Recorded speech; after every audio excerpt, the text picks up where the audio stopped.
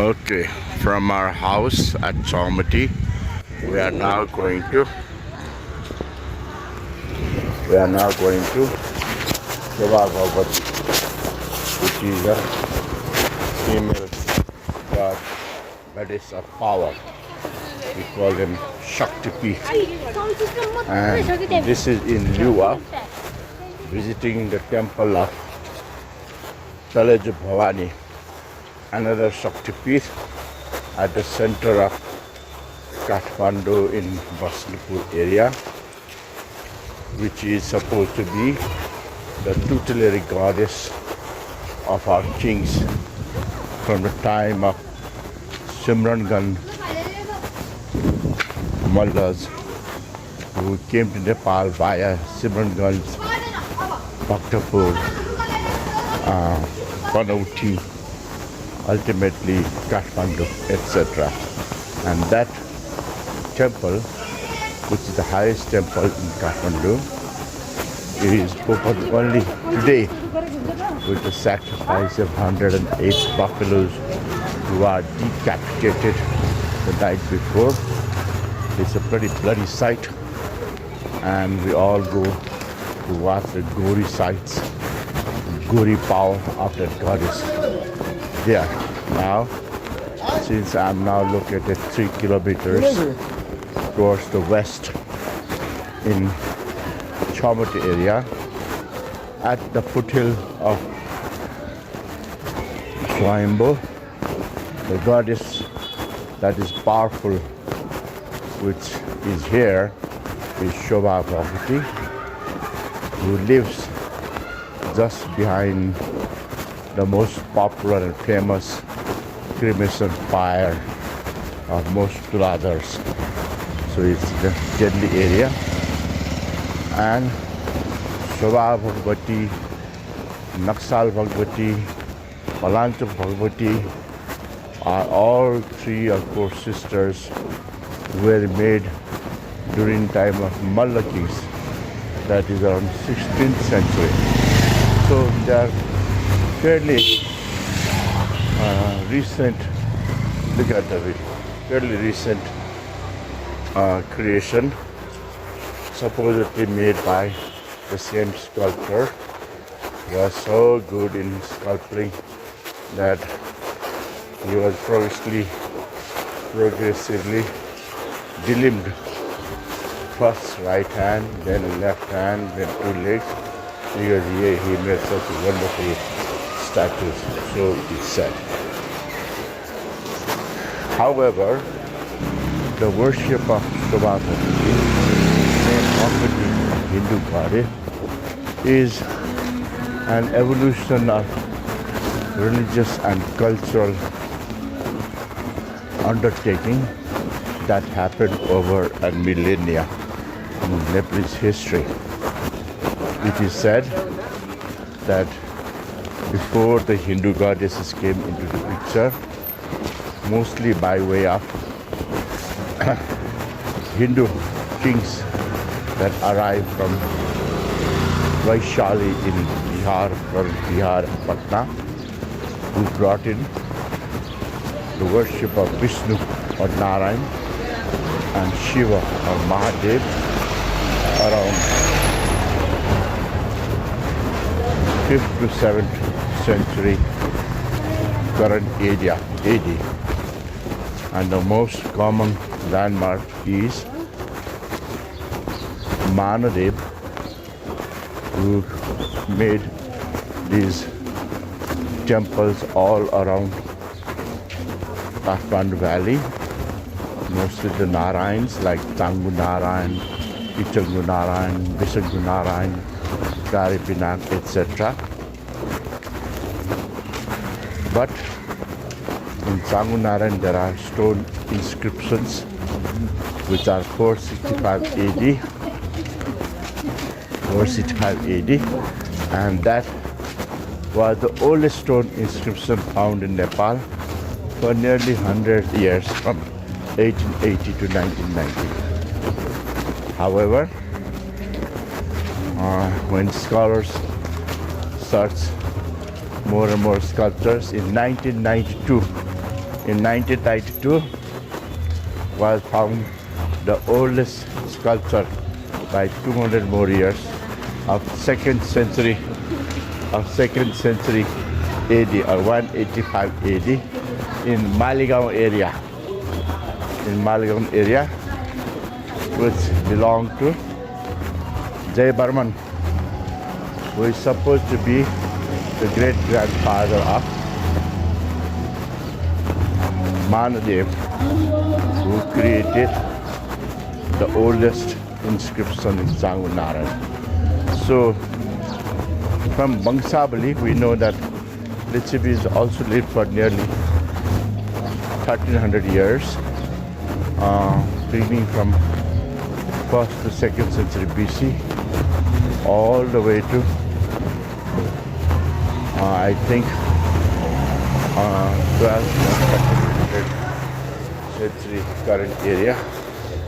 But in the early days their capture of the power and city were not absolute,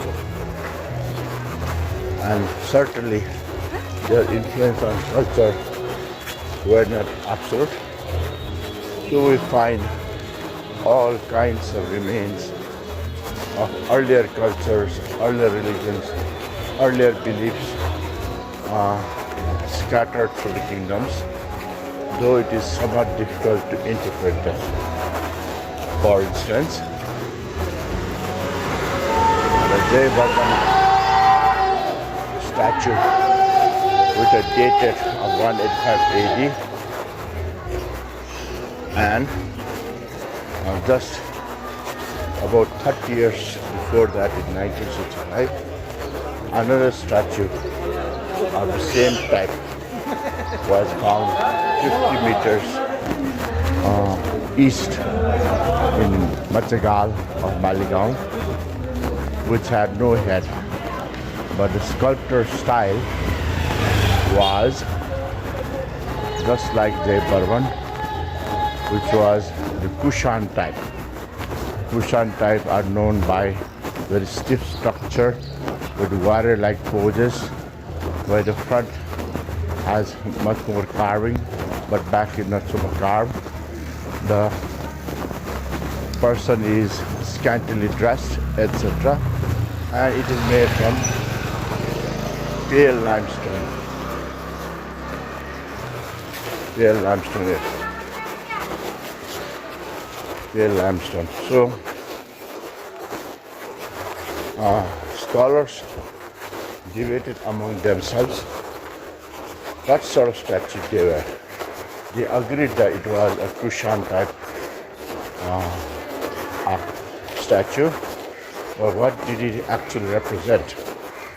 Did it represent a Kushan warrior, a king, Jaidev himself, a yaksha or a demigod, just like Kubera, or a bodhisattva? And there are all kinds of evidence supporting each of these hypotheses.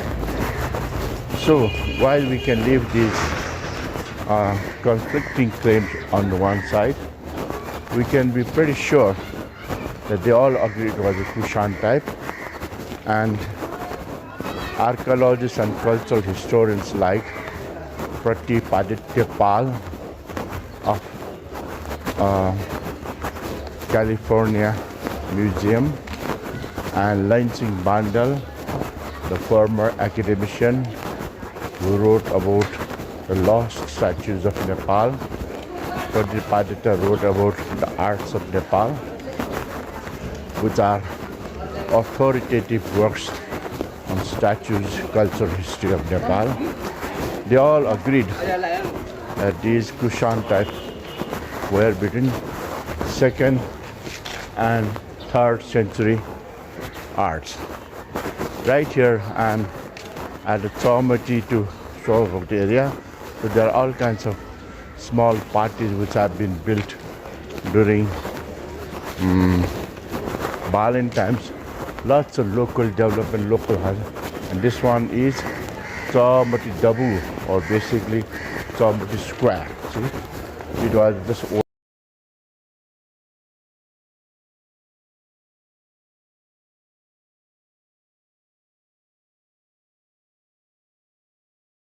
one, but now it has been made properly with nice lines and then structure and all kinds of donors in black marble or granite.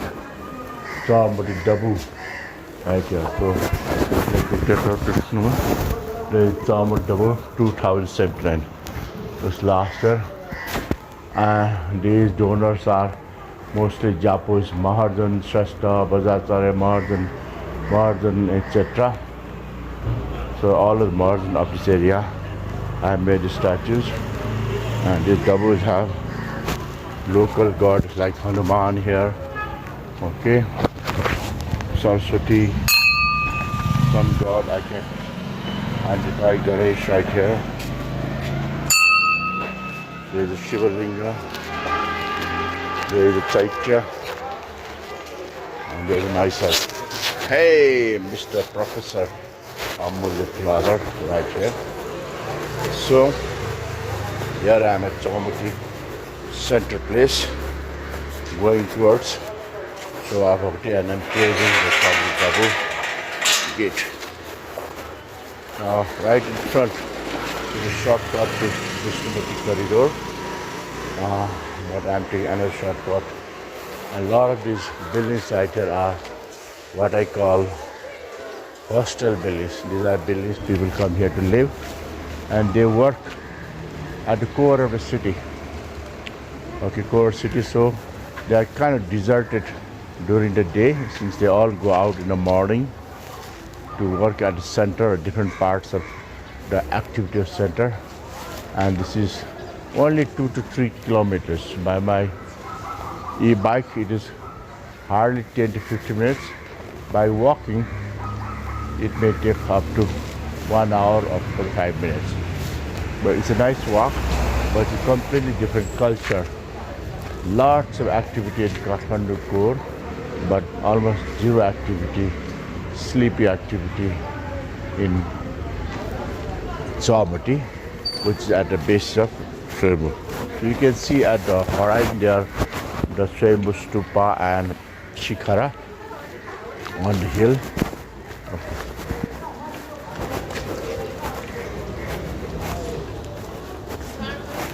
Okay. So, continuing on that story, Malgaon, etc. So, in those periods, Manadev, who is considered to be the golden king of Litsabi, because he managed to put lots of Litsabi history into written forms, from statues to coins, etc. Although he was somewhat in the middle, like the 24th or 25th kings of Litsabi dynasty.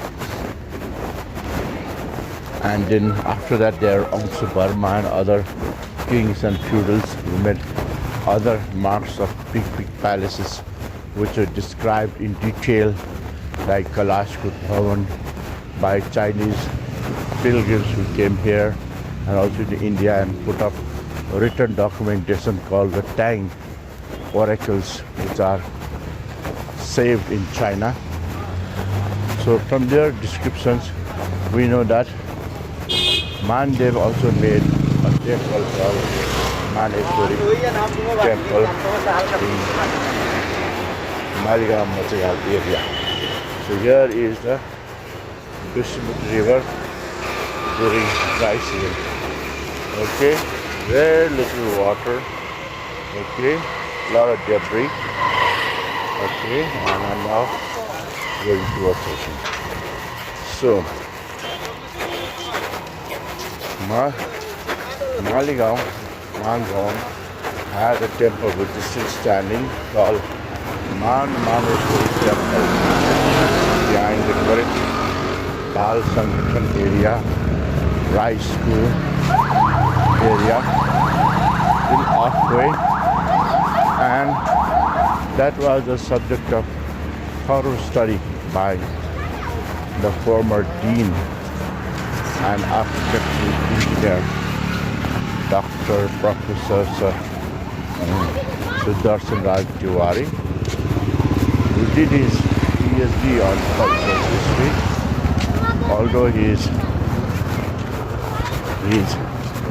master's was in normal architecture engineering, and he did a thorough study of this area of Padigaon, where he lived, and he sort of found that Manesur temple is actually a mix of two major temple types, the Dyoche and the Devtu. Okay, the Dyoche refers to an earlier type of religious and cultural mode of Kirati or maybe even pre-Kirati civilization, who believed that gods were just like humans. They live among the human beings in family houses, and they like to be approached at the front. They do not radiate any special powers, so there was no need to go around them. In contrast to that, Vishnu, Shiva, and Hindu goddess believed God was the center of power, and all the temples were square, so it allowed for devotees to go around the deity to soak up the radiating energies and power. So the square is very good area, and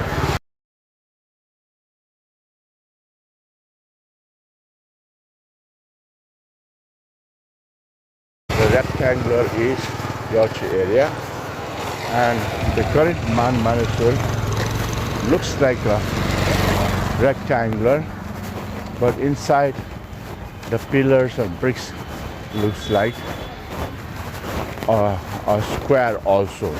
So there's actually a mix of them, and Professor Tiwari says that actually, though it is called Man Manesuri, where Manesuri is a tutelary goddess of the Lichavis, just like Taliju is a tutelary goddess of Mallas, etc. Manesuri is represented by a mask in copper plate, but even before the mask, there is actually a holy pot or kalash, which is represented by a holy pot of holy water. And this harkens back to the animistic days where gods and goddesses were supposed to be the animistic natural powers like the wind, the stone, the fire, the air, etc. In those days, there was worship of the peace god, or the old ancestor gods of forefathers, who had just blocks of stones with no face, etc. But supposed to be remnants of the forefathers, were kept outside the city habitation, and they had special trustees, duties, worshipped in the every year. So this ancestral type of worship gradually evolved into certain anthropomorphized names. So one of the first anthropomorphized names were the god or goddess of female power. We call them Shakti, female power. The god of male power, or Shaivism, which are represented by the ear of Venus or ring of Shiva, which is really pre-Hindu, so basically male power. So, and then from them came up different varieties of that. In Shiva we have all kinds of Bhairavas, etc. And from Shakti we have Aarti Mata, mother goddesses of all types, etc. And then all kinds of Hindu names and matas and mothers were followed. So along that names there is Shakti-Pit, which represents the archetypical worship of female reproductive power, now has Enjoy them like Bhagabati, etc. About 1,000 years from there, in Malla times, which we still use today. So this is the story of Shakti and Shobhabhagabati, which we have reached now. And you see all kinds of cards of devotees who believe in the power of God. And we are now here. So I'm going to take my stuff.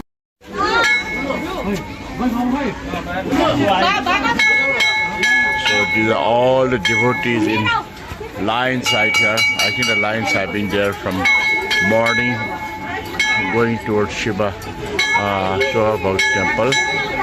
And I think my wife and daughters are going to stay in lines. Okay. And then there are all kinds of sacrifice of 1.5 lakh itahi right here. Fruits and flowers, etc. Okay, so here they are staying in the lines. It's moving very rapidly, and after that you go round. And behind that is the cremation pyre, etc.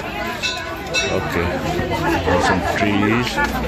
So Bhakti, look at the debris of flowers and tika and holy red flowers, etc. Okay, Shobhabhagabati on Navami days. Okay, women, men, baby, children. Okay, Nawar, Bawan, Chatri, Madshi, all kinds of people. May please you fear and respect the goddess of power. Not necessary to be Hindu, not necessary to be Buddhist. Okay, just respecting the power of this goddess here.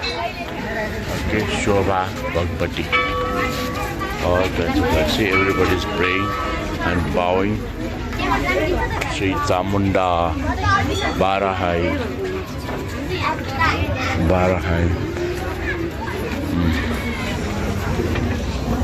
नानु बहारौँ हैन एक round घुमेर आउने अब त्यहाँ सबै भगवान रहेछ So I'm trying to capture my wife and daughter in the line, but I don't see them in the line.